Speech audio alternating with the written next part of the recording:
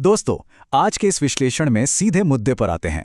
जब भी Leonardo da Vinci की विश्व प्रसिद्ध पेंटिंग्स के बारे में बात होती है तो दिमाग में सबसे पहले क्या आता है? शायद किसी बहुत बड़े, शांत और एयर कंडीशन्ड म्यूजियम की तस्वीर जहां ये कलाकृतियां बिल्कुल सुरक्षित रखी हैं, है ना? लेकिन असल सच्चाई इससे बहुत अलग है। इन मास्टरपीस को सिर्फ दीवार पर टंगे बेजान कैनवास मत मानिए। ये दरअसल इतिहास के कुछ सबसे काले, खतरनाक और तबाही भरे दौर से गुजरकर बची हुई सच्ची सर्वाइवर्स हैं। आज इन कलाकृतियों के उस खतरनाक सफर को देखा जाएगा जो सच में किसी हॉलीवुड थ्रिलर से बिल्कुल कम नहीं है। तो यहाँ सबसे बड़ा सवाल ये उठता है, इतिहास की ये सबसे महान कलाकृतियाँ आखिर सदियों के युद्ध, दुस्साहसिक चोरी और जानबूझकर की गई तबाही से बची कैसे? ये कोई बोरिंग आर्ट हिस्ट्री का लेक्चर नहीं है, ये एक high stakes, real life crime और सर्वाइवल की कहानी है। ये जानना सच में हैरान कर देता है कि जो पेंटिंग्स आज इतनी आसानी से देखने को मिल जाती हैं, एक वक्त ऐसा भी था जब उनका अस्तित्व सिर्फ एक कच्चे धागे से लटक रहा था। अब इन्हें बचाना इतना ज़रूरी क्यों था? इस चौंकाने वाले आंकड़े पर गौर करते हैं।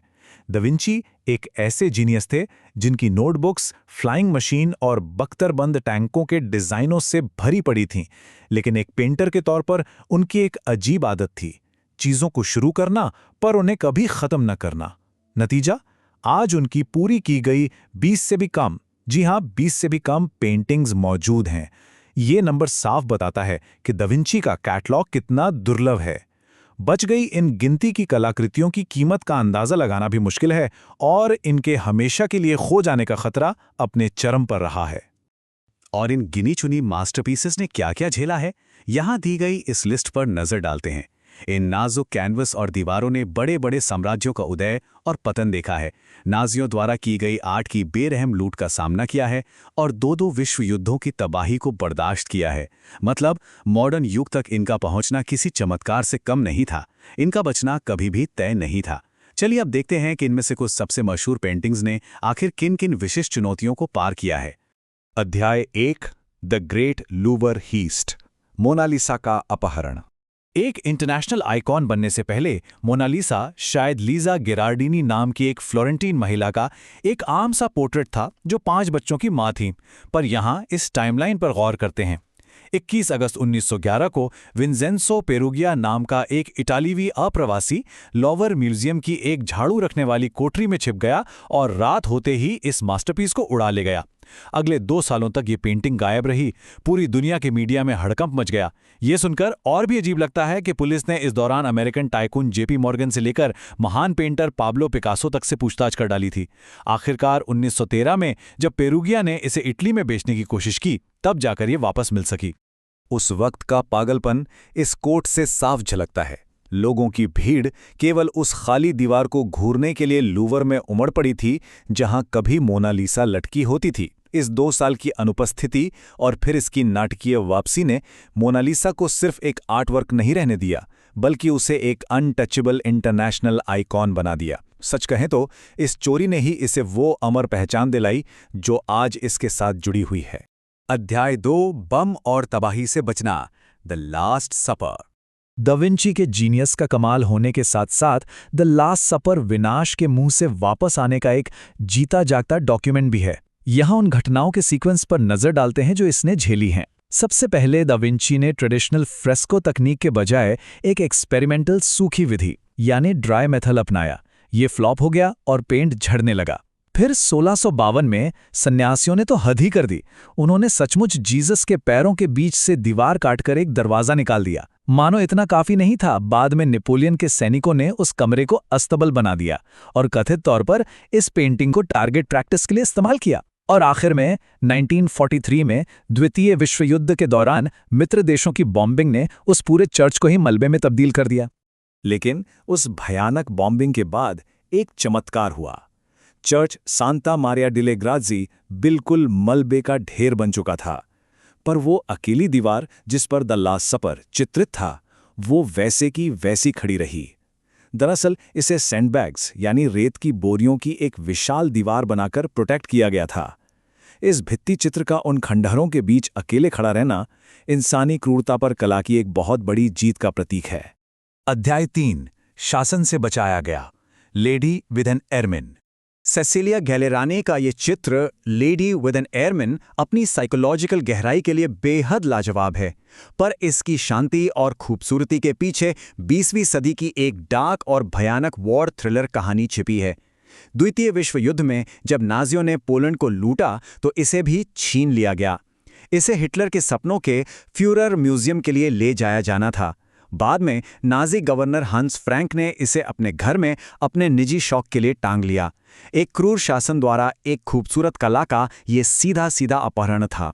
किस्मत से युद्ध के बाद मित्र देशों की एक स्पेशल यूनिट, जिन्हें मॉन्यूमेंट्स मैन कहा जाता था, उन्होंने इसको ढूंढ निकाला और पोलैंड वापस भेज दिया। आज ये पोर्ट्रेट उस तानाशाही शासन के खिलाफ पोलिश राष्ट्रीय पहचान और सर्वाइवल का एक बहुत ही पावरफुल सिंबल है। अध्याय 4, खोए हुए और छिपे हुए लियोनार्डो। युद्ध और चोरी की दास्तानों से आगे बढ़ते हुए अब उन 2 मास्टरपीस की बात की जाएगी जिन्हें वक्त की धूल ने पूरी तरह निगल लिया था। यहां बात हो रही है साल्वाटोर मुंडी की, जिसे द लॉस्ट लियोनार्डो भी कहते हैं।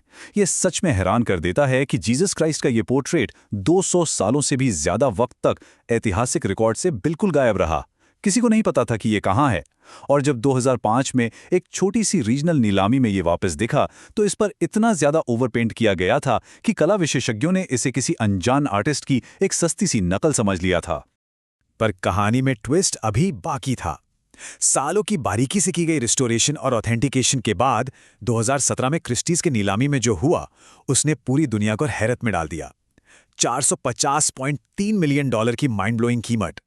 इस रिकॉर्ड तोड़ प्राइस के साथ ये दुनिया की सबसे महंगी बिकी हुई पेंटिंग बन गई। ये आंकड़ा सिर्फ पैसे की बात नहीं करता, ये दिखाता है कि दा विंची के नाम में आज भी कितना जादू, कितना खिंचाव बचा हुआ है। पर क्या साल्वाटोर मुंडी की कहानी यहीं खत्म हो गई? बिल्कुल नहीं। नीलामी के बाद से ये पेंटिंग एक बार फिर पब्लिक की नजरों से पूरी तरह गायब हो चुकी है। अभी ये कहाँ है? क्या ये किसी अरबपति की प्राइवेट यॉट पर लटकी है, या मिडिल ईस्ट के किसी हाई सिक्योरिटी वॉल्ट में कैद है? इंसानी लालच का ये मायावी खजाना आज आर्ट वर्ल्ड के सबसे बड़े रहस्यों में से एक बना हुआ है। अध्याय 5, एक सिनेमाई रहस्योद्घाटन, the adoration of the Magi. ये एक ऐसी पेंटिंग है जिसे खुद दा विंची ने बीच में ही छोड़ दिया था। 1481 में उन्हें the adoration of the Maggi बनाने का काम मिला था। सदियों तक इतिहासकार इसे सिर्फ एक अधूरा भूरे रंग का गंदा सा स्केच मानते रहे, पर इस विजुअल कंपैरिजन को देखने पर होश उड़ जाते हैं। बाईं तरफ वो हिस्सा है जो सदियों तक नंगी आंखों से दिखता था, बिल्कुल अव्यवस्थित, पर दाईं तरफ गौर करने से कुछ और ही पता चलता है। 2002 में जब मॉडर्न फोरेंसिक टेक्नोलॉजी, खासतौर पर इंफ्रारेड रिफ्लेक्टोग्राफी का इस्तेमाल हुआ, तो उस मैली परत के नीचे एक नया ही आयाम मिला। वहां एक खूनी युद्ध का मंजर और एक पेग मंदिर का निर्माण छिपा हुआ था। ये कमाल का उदाहरण है कि दा विंची का दिमाग कितने जटिल और विरोधाभासी ख्यालों का एक बवंडर था, जिन्हें वो हमेशा कैनवास पर पूरा उतार ही नहीं पाते थे। अध्याय 6, सहनशक्ति की एक विरासत। तो इस पूरी चर्चा को समेटते हुए क्या निष्कर्ष निकाला जा सकता है? ये ऐसी मास्टरपीस हैं जिन्हें एक जीनियस ने अपने हाथों से गढ़ा जरूर था, पर इतिहास के थपेड़ों ने इन्हें फौलाद बना दिया। ये 20 से भी कम बची हुई पेंटिंग सिर्फ कला या खूबसूरती का प्रतीक नहीं है। ये मानव इतिहास के सबसे बुरे, सबसे विनाशकारी वक्त के खिलाफ एक शानदार जीत की निशानी है। दा विंची का नाम सिर्फ उनकी असाधारण पेंटिंग तकनीक तक सीमित नहीं है, बल्कि उनकी आर्ट के उस जज्बे तक जाता है जिसने हर तबाही को मात दी। ये किस्से सिखाते हैं कि कला कितनी नाजुक हो सकती है और फिर भी कितनी अविनाशी। इसलिए इस दिलचस्प विश्लेषण का अंत एक चुभने वाले सवाल के साथ करते हैं। अगर दा विंची के एक गिनती के मास्टरपीस इतने चमत्कारी ढंग से बच निकले, तो जरा सोचिए, इतिहास की इस क्रूर परीक्षा में न जाने कितनी और महान कलाकृतियां हमेशा के लिए मिट गईं। हमारी सांस्कृतिक विरासत का कितना बड़ा हिस्सा युद्धों, लूट और वक्त की धूल में कहीं दफन हो गया। ये सच में एक विचार करने योग्य बात है। आज के सफर में शामिल होने के लिए बहुत बहुत शुक्रिया। अगली बार एक ऐसे ही नए और रोमांचक विषय के साथ फिर मिलेंगे।